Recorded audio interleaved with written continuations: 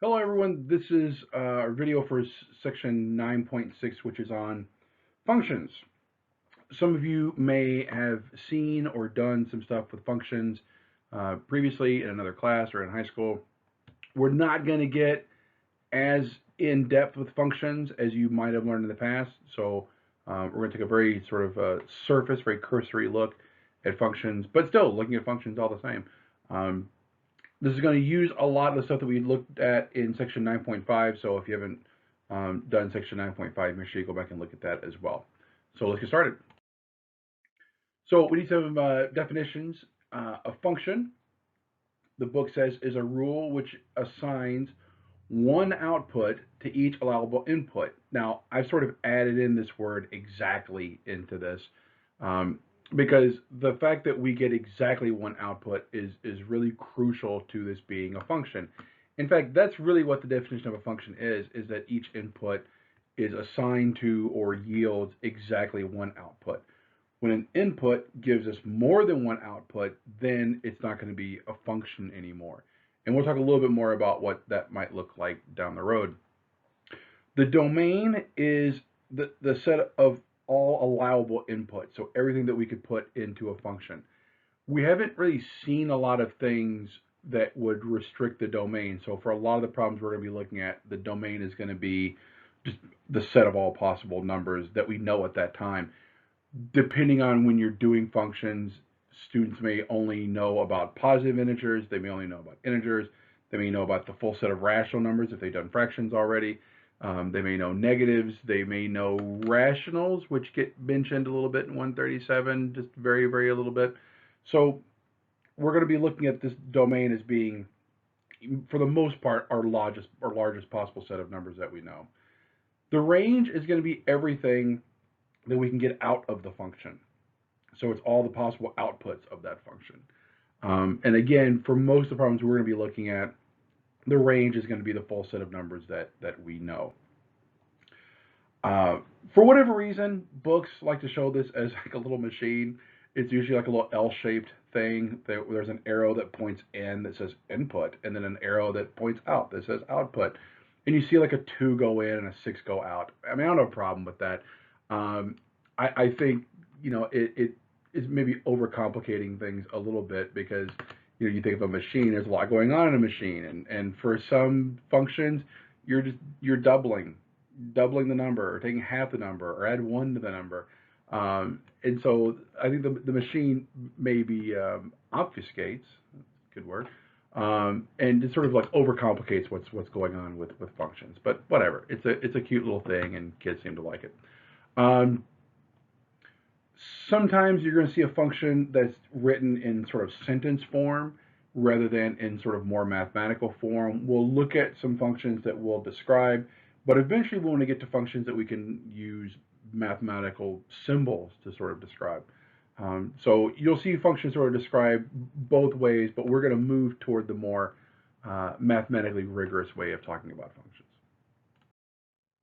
So here's an example of a function, and we can see that for every input, and we've got these inputs 1, 2, 3, 4, 5, 6, and so we've got each associated output.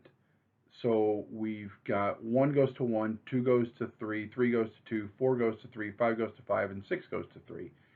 Now, if I draw the graph of this, so I've got 1, 2, 3, 4, 5, 6. 1, 2, 3, 4, 5, 6. So these are my inputs, and these are my outputs. So I can see that 1 goes to 1, 2 goes to 3, 3 goes to 2, 4 goes to 3, 5 goes to 5, and 6 goes to 3. That's a really common question, a question like this. Is this a function? And sometimes students will see that we've got these three values all in a row and think that it's not a function. And that's not true. This is, in fact, a function. Because remember, the definition of a function is that each input should only go to one output. So the fact that there are outputs that get used more than once isn't a problem. Now, if I also had over here, let's say 2 goes to 1, then we would have a second dot here, and that would be a problem. That would no longer be a function because now this input would have two different outputs. So this is a really confusing point for a lot of students and even some teachers about what makes something a function. And like I said, when they see these things that are in a line, they panic and think it's not a function. No, it's just a function where the same output gets mapped to more than once. And that's fine. Down the road, you may learn there's different types of functions, and you know there's some fine detail to go into with this. But for right now, for all we're concerned about, this is in fact a function. So we can tell this graphically, or we can tell it by looking at the table. You may remember this described as the vertical line test, where if you can draw a line and hit a vertical line and hit more than one point, then it's not a function. If you know that, cool. The book doesn't really mention that, so we're not going to go into that too much more. But you should be able to look at a function and decide if it is, in fact, a function or not.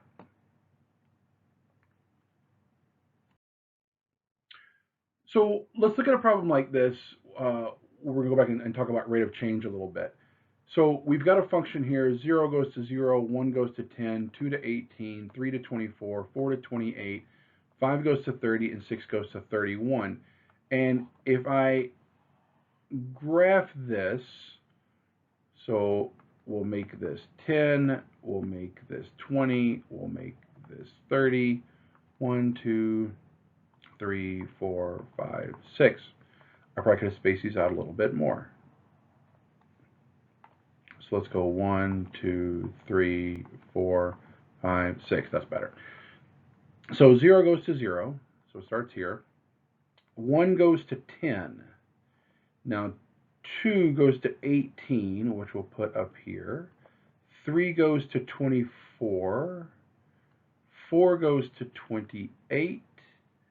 5 goes to 30. And 6 goes to 31.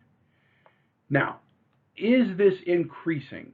Well, we can tell this is increasing. And when we ask questions like that, what we really mean to say is y increasing? So is y increasing? And the answer is yes. Clearly, we can see that the y value is going up each time. But notice something about this. These little arrows, these y steps, are decreasing. So the rate of increasing is decreasing. This can be confusing. We're looking at the y value and we're seeing that it is increasing, but it's increasing at a slower rate. And so our rate of change, in this case, has a rate of change. When we talked about linear functions, what characterized the linear function was that the rate of change was constant. The rate of change wasn't changing. And so it was always plus 3, plus 3, plus 3, or minus 2, minus 2, minus 2. But here we can see that we're doing plus 10, plus 8, plus 6, plus 4, plus 2, plus 1. So my rate of change now is decreasing. So our rate of change can have potentially a rate of change. This has a lot of really big implications to what students are going to be learning later on in mathematics. And so this is one of those things where you need to understand some mathematics that maybe your students aren't necessarily going to be learning, so you can help prepare them for what they're going to be seeing in middle school or high school or even beyond that. This is a really fundamental idea to calculus. So in a sense, when you're talking about rate of change with students like this, you're helping prepare them for calculus if they end up taking calculus. This is a really, really important, really, really crucial idea. So it's easy to dismiss rate of change as just let's subtract some things and go on from there. But philosophically, theoretically, it's a huge developmental point for students. So I want to make sure we talked about this idea of rate of change. Also in your book, you'll see some things that talk about increasing but at a slower rate or decreasing at an increasing rate. And so what that's talking about is increasing at a decreasing rate would be like this. The y is increasing, but it's increasing at a slower rate. Or something could be decreasing at an increasing rate. So y is getting smaller, but it's getting more and more smaller each step. So pretty much just flip this graph upside down. So it's a really, really, really important idea. When we talk about functions, the sort of fancier names for our domain and range, we'll talk about these as independent variables and dependent variables. And the independent variable is usually associated with the input or the domain. And the reason this is independent is because typically we just choose the value. It's independent of anything. Now, it's a little bit of a misnomer because it's still dependent on the domain. If I know that the problem has a domain restricted to the positive numbers, I can't pick a negative number. So it's not independent of the domain. But other than that, we choose whatever we want. Whatever number we feel like throwing in there. You want a 0, put in a 0. You want a 5, throw in a 5. You want a 15, throw in a 15. As long as it's in the domain, you can choose it. And so that's what we're going to put here in this x. So let's start with a simple one. I always like starting with 0 because it typically is an easier number to work with, assuming it's in the domain. So I've chosen that 0. Now we have the dependent variable, which is associated with the output. It's going to be for my y. So after I put the 0 into the function, I get 3 times 0